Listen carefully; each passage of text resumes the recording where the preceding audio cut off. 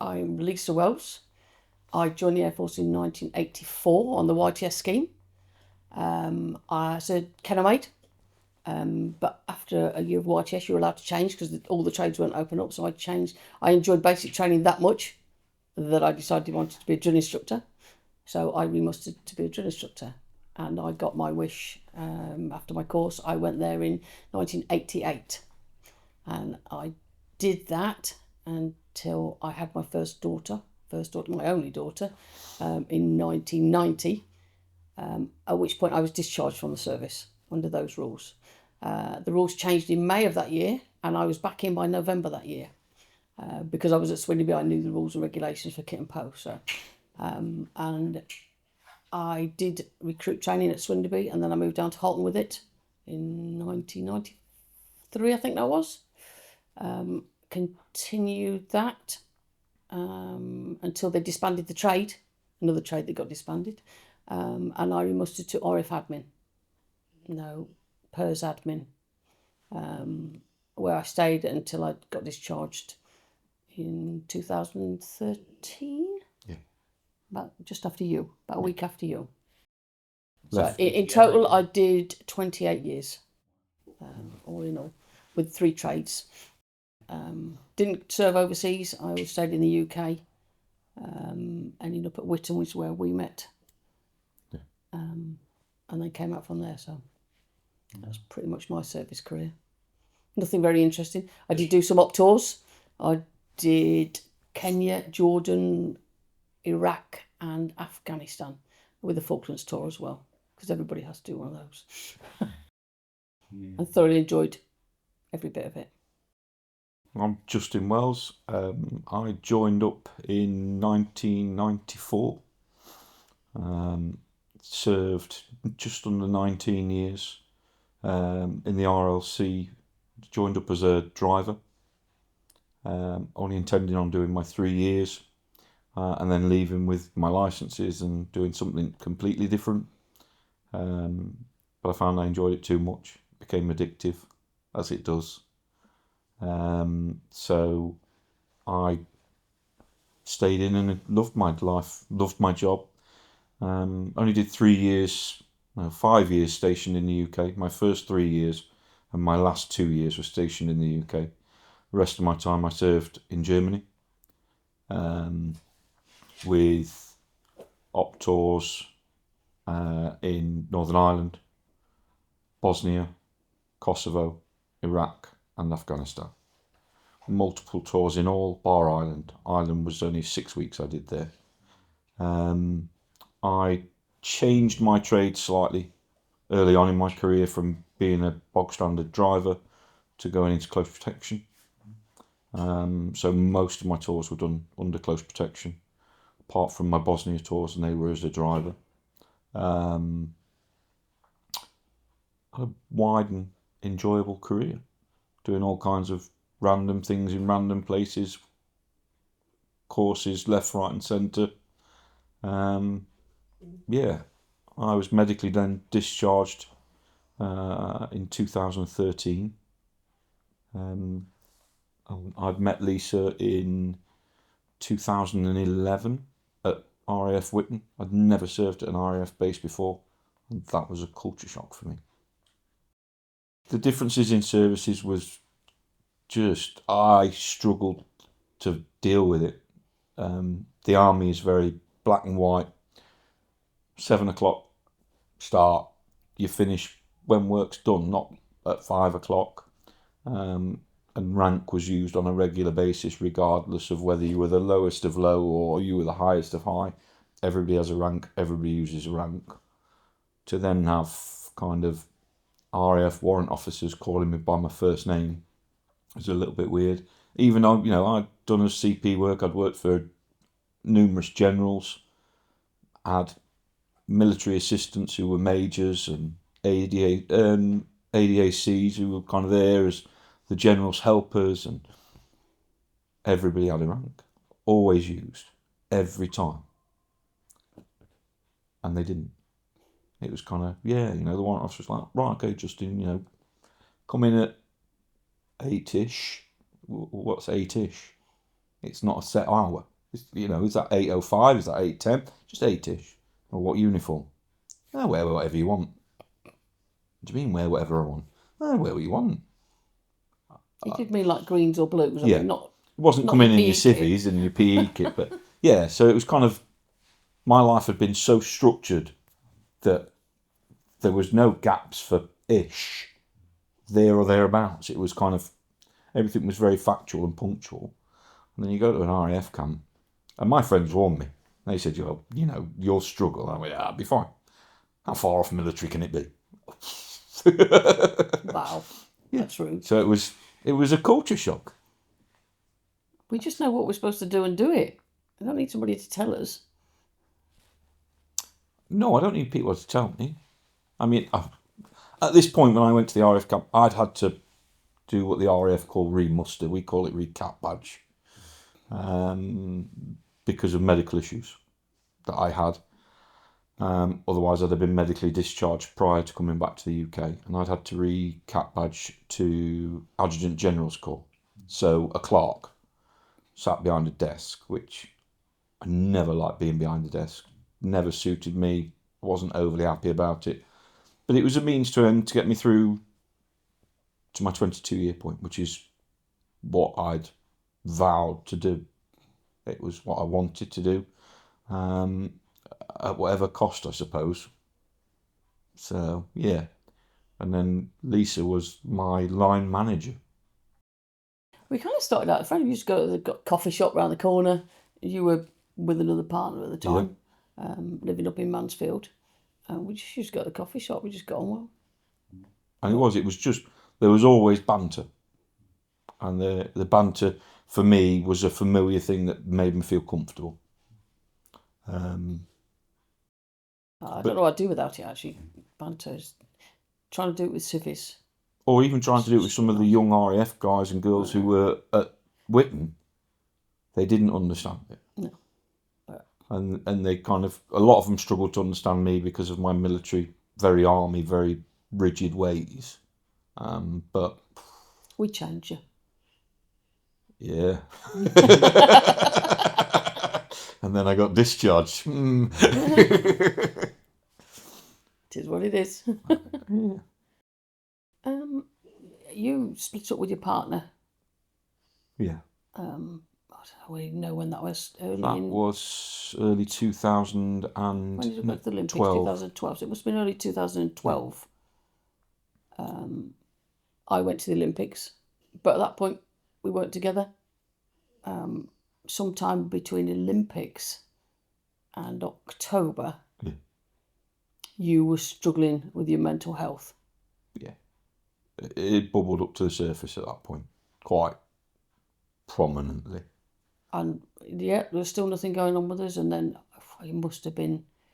I had my last suicide attempt in the block, and I'd come into work the next morning and fell apart. I'd thrown myself out the first story window, hit the floor and bounced.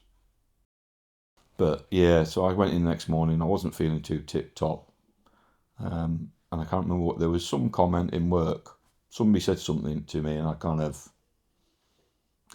pulled myself together and went off to the coffee room, and Lisa came over and wanted to know what had gone off. And it all just came out at that point. At that point, we kind of pretty much knew it was a medical issue, and we went to the med centre. They got an appointment to Marham. Marham must have been Marham to the MD, whatever it is. We went there. I'm not sure how much long after that. I just kept checking in on him, making sure he was all right. He'd pop round for a coffee. And I've had a couple of more wobbles. I've been signed off work at this point. Dozer! Stop it. Sorry. It's all right. I've been signed off work at that point to have a bit of time to kind of try and sort myself out. I had to go and see a mental health nurse every 2 days in camp. At that point, the mental health nurse probably didn't make anything any better. You go in to see somebody, and at that point I was in my late 30s, and I was speaking to a 19-year-old mental health nurse who'd never been anywhere apart from Whitton. And she's saying, well, how are you feeling today? I'm fine. Have you had any more thoughts about hurting yourself? No. Have you processed it all? Yep. You just wanted to get out of there. I answered the questions exactly the way that I'd been instructed to answer them when I had issues previously with my mental health by an army medic. And he said, if you ever get into this position, these are the answers you give and you'll be fine. So I just repeated them. Military teacher, this is it, letter for letter. Okay, off you can go. And then for me, the next point I can remember was going to Colchester. Lisa driving me to Colchester for a medical board. And I went there in the disillusion that they were going to go, it's all right, Justin. You'll be fine. We'll send you back to work. I tried to prep him a couple of times. Give you some tablets. I knew what the outcome was going to be. Give you some tablets and you'll be right. That'll be that. You won't be able to handle weapons anymore. And I prepared myself for that. And looking back on it now, it's just a bit weird because we went in and spoke to the doctors and they were asking all kinds of random questions that I wasn't paying that much attention to. And they said, if we go outside, sit and have a coffee or a drink, and if we can get this sorted out sooner rather than later, we'll give you an answer today what's going to happen. And they couldn't have been more than, 10 minutes? And we went back in there, and there was a lot of things moved after you kind of recall it afterwards. The desks and everything had been cleared. And you kind of sit there, and I didn't realise at the time, and then they went, yeah, you're not going to return to work. You're going to be medically discharged. You'll get paperwork through, it'll give you your dates, and that's it. Thank you for your service, and off you go. That was the end of it. Literally that cold. Yeah, never returned to work. Well, you hadn't been in work for a while, actually. And it took me probably, about a week or so before I actually clicked what had happened. And that was devastating for me. I'd lost me, my identity, my whole life, everything that had revolved around the military for 19 years. And all of a sudden they're going, you're done. Not only are you done, you'll never work again. You're retired. You're on the scrap heap. You're finished. And that was heartbreaking for me. I'd lost everything at that point. I'd had to open up to Lisa and explain to her how low I'd got. And then I'd had to feel even lower than that at that point when I found and realised that, or I thought at that point, I was no good and no use to nobody. So what was the point? They might as well have taken me out the back at that point, for my opinion, and shot me. It'd have been a lot more dignified. You can understand why you've been discharged. Eventually, yeah, I could. And I could see why. And I'm glad we were together at the time, because if he was on his own, I'm not sure how you would have dealt with it. I'd have been another statistic. As cold as that sounds, I like the black and white of real information and non-information. And yeah, then it would have been. I'd have been found somewhere in a ditch. But we came through. Yeah. We've had rocky patches. I've had good mental health and I've had bad mental health. But I suppose looking at it, everybody has crappy days and everybody has good days. You can't be permanently happy. I've had to come to terms with accepting that I'm probably more different now than when I joined up. But you know now that when you're hitting a down, you can know it's coming. When it starts, you know it'll pass. I think it's knowing it's going to pass. When it used to hit me, it was like there was just an endless brick wall in front of me and I couldn't get past it. And at that point you just feel like you're hitting your head against a brick wall, so what's the point then? That's it. I got frustrated with myself. The services, welfare and mental health setup is not ideal. It wasn't. Once they think they've got you down one road, that's it. They won't divert from it. Once we'd left, once we'd sorted out where to live and settled down a little bit, I contacted Help for Heroes. And that initially was a good thing. You get a pack up and you literally think, wow, somebody's actually gives the monkeys about you. They've sent you this kit out. You've got t-shirts, hoodies, the likes. Somebody cares something about you. But that was about it. You used to get a phone call. You were assigned a caseworker. But you could almost tell that on a Friday afternoon at 5 o'clock, he'd got a list of telephone numbers that he'd supposed to have been called during the week, and you were on that list, so he would call you, go, everything okay? And you go, yeah, it's fine. And he'd go, okay, then bye, see you next week, or speak to you next month. Yep, that's it. And you can literally feel that that's what he's doing. We went down to, everybody was raving about all the welfare houses at the time, and we went down to, I want to say Chevet's house? I think it was something like that. No, we went down to the big one. I can't remember what it was called. And everywhere was closed. Everything was closed on the weekend. So we explained to them what we wanted to do. We wanted to go down there, and we wanted to see what was available. See the physios, the kind of sports guys who were there, because I was having the initial issues with my legs and the problems I have with my legs now. And they said, yeah, it's not a problem when you booked in. We told them when we were booked in and that it was a weekend, and they went, yeah, that's fine. And we rocked up on the Friday afternoon, and there was one person on reception. There's nothing. And they went, you can go and have a look around, but there's nothing to do because it's weekend and we close at the weekend, really. So you could see the ski slope that they use and the pools that they use, but you couldn't touch any of it. No. It's a lovely house. It's a lovely big house, but... It was... And I just kind of, at that point, I kind of went, no, I was right. Nobody gives a monkeys. Yeah. And when things like that happen, that's what you got. You think, there's no point. And it does. It pushes you down a dark path. For me, pushed me down a dark path very quickly. Every time, because they just dangle the carrot in front of you, and as soon as you get close to it, they pull the rug out from underneath you, and it used to hit me like a brick wall at 100 mile an hour. It's horrible. Had you been to combat stress prior to that or after? After that, I went to combat stress. We engaged with combat stress, and you went for an assessment, and then they booked you in for a 2-week. Yeah, we went for an assessment because at that point, when I'd been discharged, I was discharged with complex combat PTSD, multiple theatres, multiple traumas over a long period of time, and I kind of, that's not a problem, but they wouldn't diagnose the issue I have with my legs. So I have numbness from knees downwards. But I have hypersensitivity of the nerve endings. So it feels like my legs are on fire, permanently.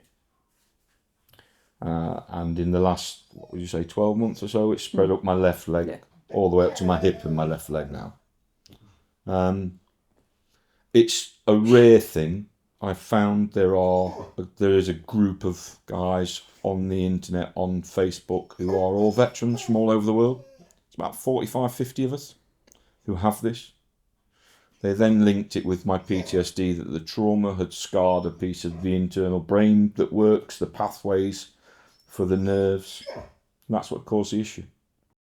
Although you say the army has no brains, this is proof I did it. Yeah, but I've got one somewhere. You got one. I've got one somewhere. Perfect, it's never been used. It's still in this cellophane pack. But so they kind of then linked this to my PTSD that then goes towards your war pension stuff. And it was more for the medical care of it and the medication that helps. So it was just so that it was recorded as part of my medical discharge as well. So it's kind of... Those first 2 weeks, though, were almost a revelation to you. It was because nice there's other people that... It's nice to know that you feel very locked away from the world, isolated by yourself. Nobody else, you think nobody else knows or understands what you're going through. Nobody's dealing with the medication, the issues that you're going through, the mental health you're going through, and everything else. And then I turned to this place, not overly happy about going there. I wasn't good in new places, new people, and anything else, or being prodded and probed about my military history. And then we sat there on the first day, and the guy who was taking our first class Went, right, okay. How many people were medically discharged? Okay. How many people were medically discharged for physical injuries? And there was about 3 guys out of 9.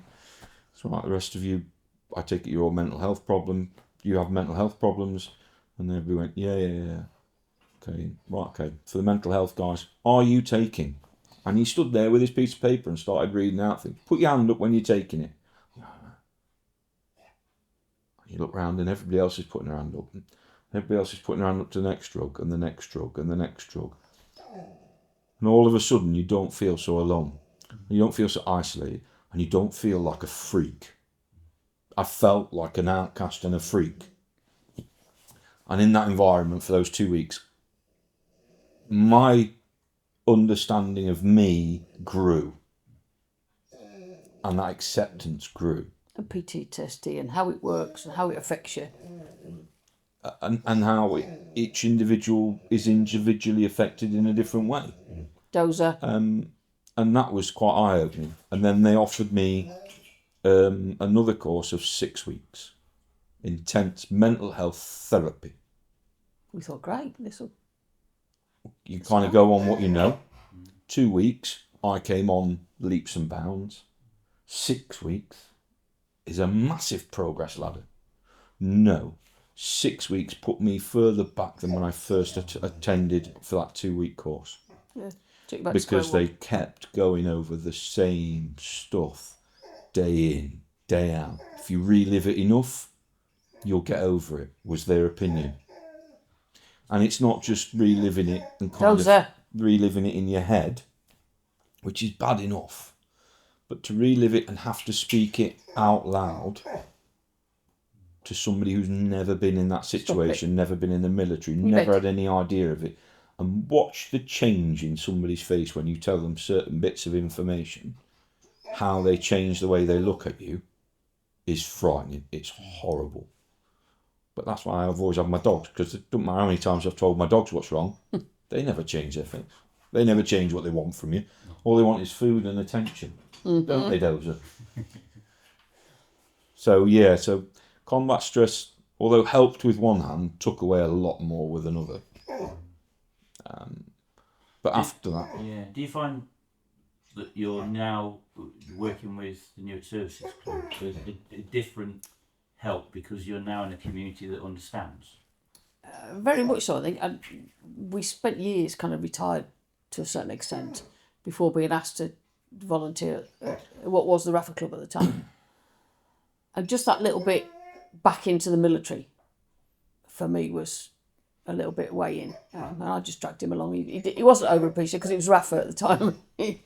And they were all very good about you coming to do work and that's great. And then they turn around and they find out you're army and the look changes on their face and you go, I don't need this. So to then be given the opportunity to work for them. And in the meantime, we kind of volunteered to do the breakfast club, which was somebody's bright idea.